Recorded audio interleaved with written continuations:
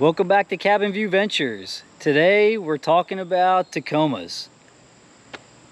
If any of you own property, do your own maintenance, work on your own projects, having a pickup truck is almost a must. But do you need a full-size pickup truck? Or can you save yourself some money and get by with a mid-size pickup truck? That's what we're here to find out. So I love trucks. I've owned lots of trucks. This is actually the third Tacoma that I've owned. I've had a Jeep Gladiator, so those are the two mid-size trucks I've owned. And then I've had almost every other brand of full-size pickup truck you could think of. Silverado. Actually, no, I had a Chevy K20. So before they were the Silverados, one of the old Chevy pickup trucks. Still wish I had that truck, by the way. Ram 1500s, Ram 2500, couple F-150s, Nissan Titan, couple Tundras. So I've had a lot of different full-size pickup trucks. Having a truck for me is a must. I have equipment that I have to move around from time to time. Hauling lumber, hauling firewood, working on all the numerous projects we have around the house, doing mulch, the garden, all that stuff combined, we have to have a truck. And most of the time I've had a full-size truck, but I hate driving a full-size truck every day. It's just, they're no fun, they're terrible on gas, they're hard to park. So I would much rather drive a mid-size pickup truck like this Tacoma here. Just, can it handle all the needs that we have as far as towing and hauling? So we're going to walk around the truck today. We're going to talk about some specs on it and some of the ways that we use the truck. So far, this is working out great. I think it's going to be a good truck to cover 99% of our needs. Will I buy a full-size truck or a 2500 at some time? I might. I'm looking for a good deal on an older, 2500, because it would be nice to have one of those sitting around for when you need it. But as far as daily driving and, like I said, 99% of what we need a truck for, this is going to be plenty. So this is a Gen 3 TRD off-road double cab with the manual transmission. And let me tell you, that manual transmission makes a huge difference in the drivability and just enjoying this truck on a daily basis. The other two Tacomas I had were both automatics. I had a Gen 2 and a Gen 3. Hated both of those trucks. The shifting on them was so bad. This manual transmission, though, is unbelievably good. How it's geared, how the truck drives. I mean, this thing feels like it has 50 more horsepower than the automatic does, just because of the gearing on the truck. I've done a couple long trips with this. I bought this truck 3 months ago, so I haven't had it too long. I think it's got 1,500 miles on it. But we did a beach trip. I've got a family of 5, my wife and I, and we have 3 kids. I have 3 car seats in the back of this truck that fit no problem. I was a little concerned about that when I bought the truck, but actually fit 3 full-size car seats, and they fit just fine. We didn't even have to buy the slim car seats. It's been able to tow. I have a 14-foot trailer, utility trailer. It tows that just fine with the side-by-side or the zero turn, or I haven't done the big tractor yet. I probably won't. I mean, my Kubota L3901, that tractor weighs close to 5,000 pounds once you have 2 implements on it. So, little more than what this truck should really handle. I think I would be right at the max towing capacity for this, but, I probably won't even attempt to do that. I actually haven't had any need to move that tractor. I've had the Kubota for 3 years now, and it's only been to the dealership one time for an issue. I had them come out and pick it up. I think they charged me $100 to come pick it up and flatbed it back to them. So, I don't even have a need to tow that tractor anywhere. So I know this isn't going to fit everybody's needs. You know, this is going to be specific to what you do, where you live, how big your family is, and really just what you're comfortable driving. But for me, you know, like I said, I love having a full-size truck, but I hate driving a full-size truck every day. I would much rather drive something like this. It's a lot more enjoyable for me. So going over some specs of the truck, this has the V6.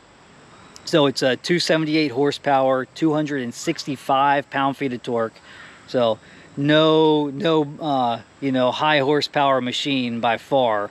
You know, most of the full-size trucks with the V8 are going to be somewhere from 350 to 400 plus horsepower. So a lot more horsepower and torque out of those V8s, or even, you know, the turbocharged V6 that a lot of those full-size trucks are using now. So with the way this is geared, being the manual transmission, it has the 430 differential gear. The automatic uses a 390. I think it's a 390.9, so almost a 391 in the automatic. So really big difference when you go from a 390 to a 430 in your differential gearing. And then, you know, the gear ratio is a little bit lower in first gear than the automatic, and then they kind of even out, and then this thing gets a little lower when it gets into the higher gears like fifth and sixth compared to the automatic. So when you combine that gearing compared to the differential gear, this thing, it feels night and day difference from the automatic. So like I said, 278 horsepower, 265 pound-feet of torque. Towing capacity is 6,400 pounds. It has a 640 pound tongue weight. It has a class 4 hitch on it. And then being the TRD off-road, you know, it's got all the off-road goodies, 4-wheel drive, locking rear diff. So, you know, all in all, really nice truck. So when it comes to pricing, comparing this to the full-size pickup trucks, most full-size pickup trucks are $50,000 plus. I mean, it's easy to get them up to $60,000, $70,000 now. This thing comes in at just under $40,000 MSRP. 2023 TRD off-road, double cab, 5-foot bed, manual transmission. Now, it doesn't have a bunch of options on it. This has the LED headlights and the all-weather floor mats. That's it. Everything else is just the way it comes from the factory. So you can get these a little more expensive, you know, into the mid 40s, but you know, right at $40,000, you're 10, 15, 20 grand less than a full-size truck. And like I said, do you need a full-size truck?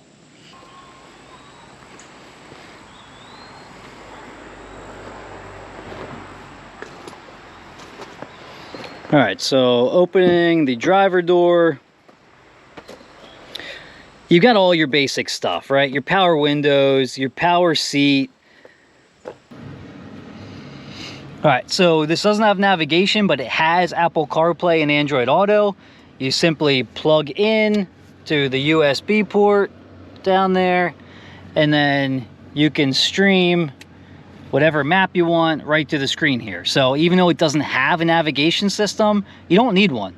You know, what you can get on your phone now is really good. So 1,500 miles, like I said.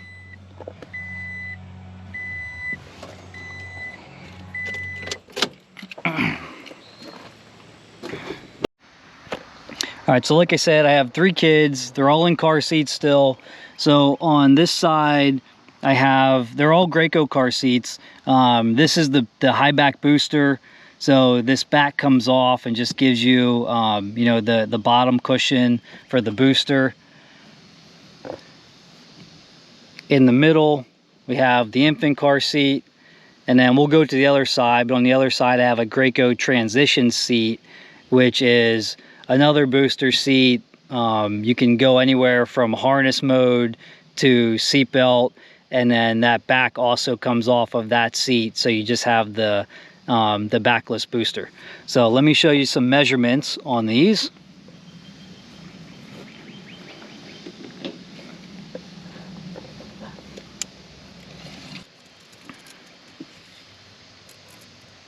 So the widest part of this booster seat is about 16 inches. The infant seat is about 14 and a half inches, where it sits right in between the other two seats. It's a little wider than that. It's 18 inches when you get out to this handle system, but that sits in front of the other two car seats. So where it actually matters, where it actually sits, has to fit in between the other two seats, is a little over 14 inches.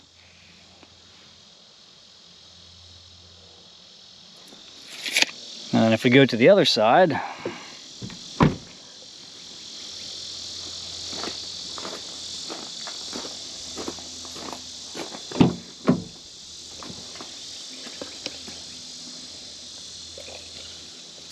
trying to do this with one hand here is not the easiest.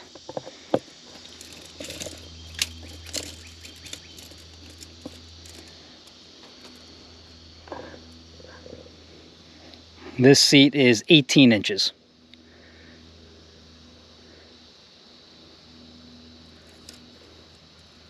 Maybe 18 and a half, 18 and a quarter, where they have the armrests. So we'll call that just over 18 on the transition seat.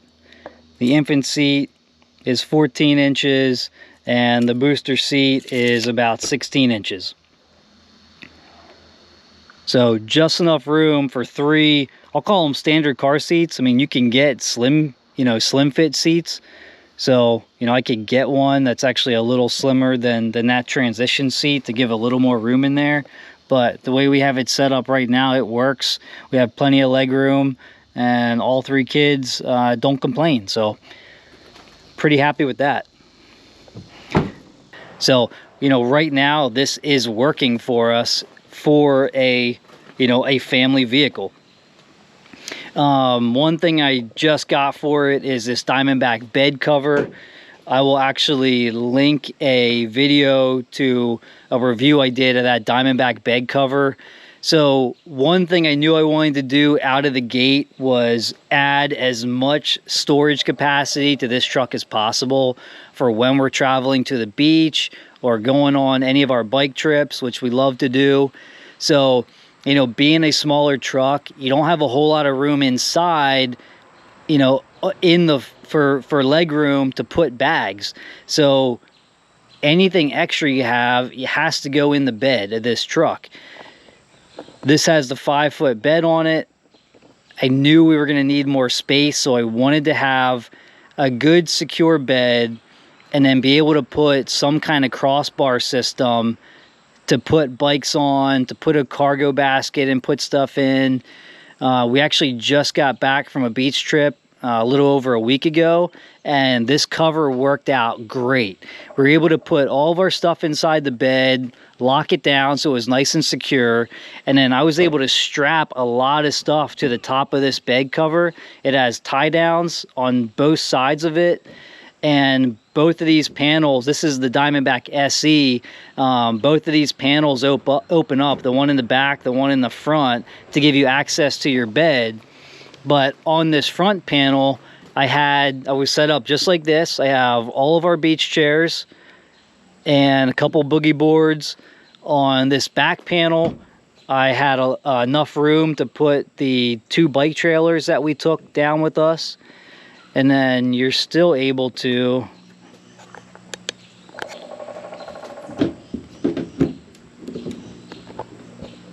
see if I can do this with one hand here.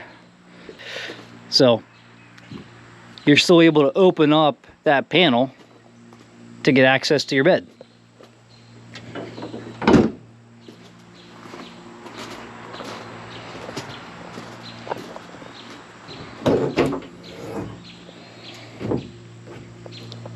So your 5-foot bed,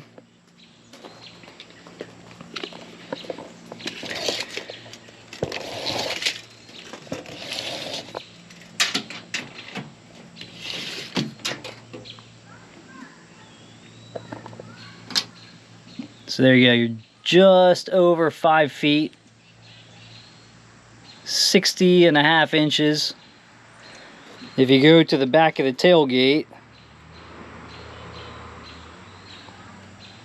you're at 6 foot 9.5, almost 10 inches.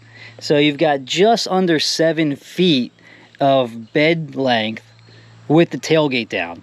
So hauling 8-foot lumber, I wouldn't even be afraid to haul 10-foot lumber in this bed. But 8-foot lumber is going to be no problem. So you can still, you know, haul plenty of lumber for whatever projects you're working on. As far as the width, you've got 42 inches in between the wheel wells. Out here, you've got well over.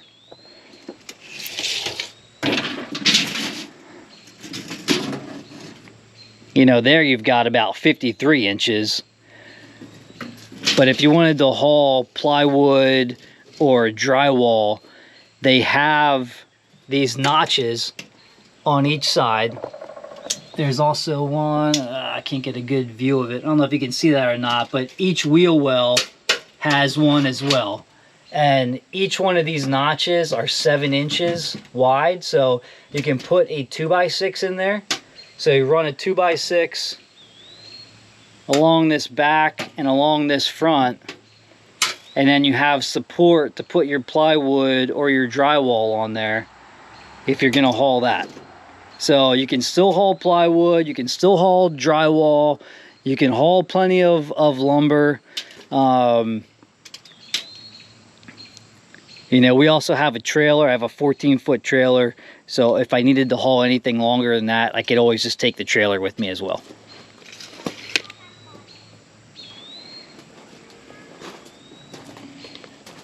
But this has been a really good setup for us with this Diamondback bed cover. It's just really given us a lot more storage capability. And then you got your class 4 hitch. Diamondback also sells crossbar systems that mount right to the top of these, which we're definitely going to get probably sometime in the near future here. But they have 2 kits, one by Yakima and one by Front Runner. So those are going to be really nice when we have to take the bike somewhere. So we've got plenty of storage. We've got just enough towing. You can haul firewood, you can haul lumber for whatever projects you have. You've got 6,400 pounds of towing capacity. You can fit 5 people in the truck.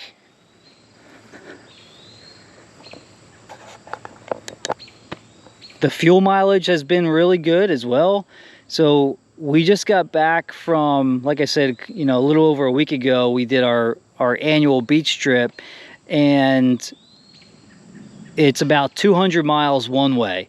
So 5 of us in the truck, the bed packed with everything you need for a week at the beach, and that Diamondback bed cover with a bunch of stuff on top of it. We got 19.5 miles per gallon going down, 18.5 coming home. So we averaged 19 miles per gallon throughout our trip. So we're going to be doing a lot more with this truck. You know, we'll do some more videos on it just to keep you guys updated on how it's working out. But so far, really impressed. Mainly with the drive of this manual transmission. It is so much better than the automatic. I mean, the power difference, you can really tell. On the highway, it is so much nicer. You know, on the trip we just did, a lot of highway driving on the way to the beach. I was in 6th gear for almost all the highway driving we were doing. And even as you're hitting little rollers on the highway, you never had to downshift in the 5th gear. It had enough gearing to hold 6th gear, no problem, and still give you plenty of acceleration. So being fully loaded down and being able to hold 6th gear at 70 miles per hour was really nice and really helped with the fuel economy. Also just made driving it so much more fun. You know, I remember having the automatic on the highway with actually just the kids in the car. We didn't even have anything in the bed of that last Tacoma that we had. And any little hill we hit, you know, it was dropping in the 5th gear, sometimes in the 4th gear, and then quickly back in the 5th and 6th, and then back down again. It's like it could never figure out where it wanted to be or had the power to stay in that. So I don't know what it is with these manual transmissions, whether they just sell a lot more of these things globally and they have it really figured out. Maybe the automatic is primarily for the US market and they just threw one in there just to make us happy and sell a lot of trucks. But this manual transmission is definitely where it's at. So, you know, if you're in the market for one of those, I highly recommend trying one out if you can find one. And before this V6 is gone. So I don't know how that 4-cylinder is going to be. I'm sure that's going to be a really nice truck. I know the towing capacity dropped a little bit on it. I think it's right around 6,000 or just under, where this one's at 6,400. So that truck, maybe it weighs a little bit more, or there's something with the suspension setup where they had to drop that towing capacity. But you know, I would probably give that thing at least a couple years before, you know, we considered upgrading to one of those new trucks. It looks really nice, but you know, how's it going to hold up with that turbocharged 4-cylinder? All right, I think that's going to wrap up this video. If you like our content, please subscribe to our channel, hit that like button. Give us some comments down below. If you have any questions, you know, please let me know. I'll be happy to answer any. I know there's tons of reviews out there for these Tacomas. I just wanted to show everybody, you know, a little bit on how we have ours set up and what we use it for. I struggled trying to find some good information with how to fit 3 car seats. Was it possible? You know, was this thing good for a family vehicle? And you know, so far for us, it's working out just fine. So thanks again, and we will see you on the next one.